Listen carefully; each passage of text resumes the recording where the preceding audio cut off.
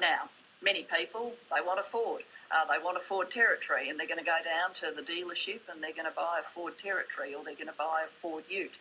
But for a lot of people, they will look and see comparisons, and so it has made it tougher for our car manufacturers that imports are comparatively cheaper than they used to be. And similarly, on the export side, the Australian dollar returns from any exports are reduced by the very high value of the currency. So Ford is squeezed both in terms of competition from imports and its capacity to export, and has not had that capacity to export, whereas the other manufacturers have had their export curtailed somewhat by the high dollar, but their strategies have been based on producing at least a proportion of their total runs for exports. Robert, you spoke about how the dollar makes industry uncompetitive and makes it more difficult it can be.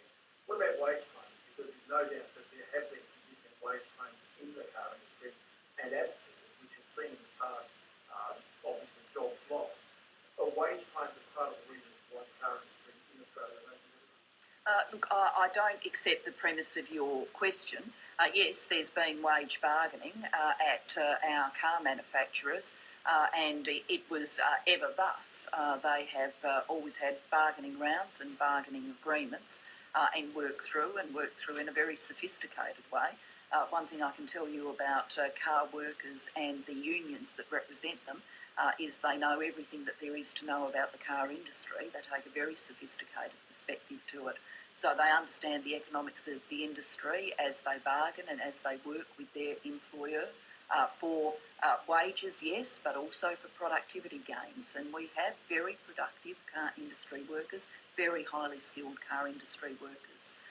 We are not going to compete with the countries of our region on wages. That is not the future for Australia to say what's the lowest wage in China or in Vietnam or in Indonesia, and let's pay an Aussie worker less than that. That's not a vision of the future for Australia that I would ever give a tick to.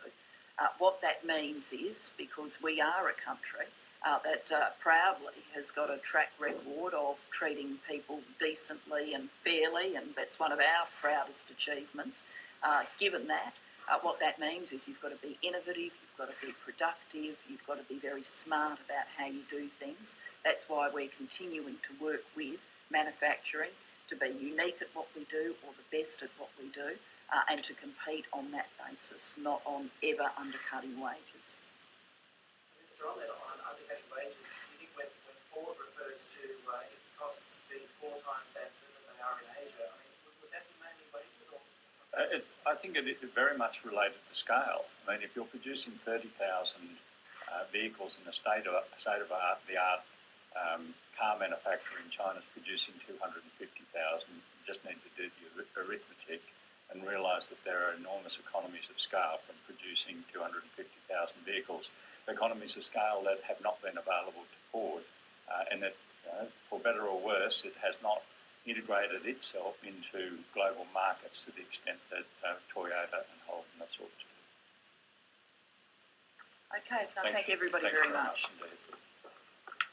You've been listening to the Prime Minister, Julia Gillard, and the Acting Industry Minister, Craig Emerson, speaking.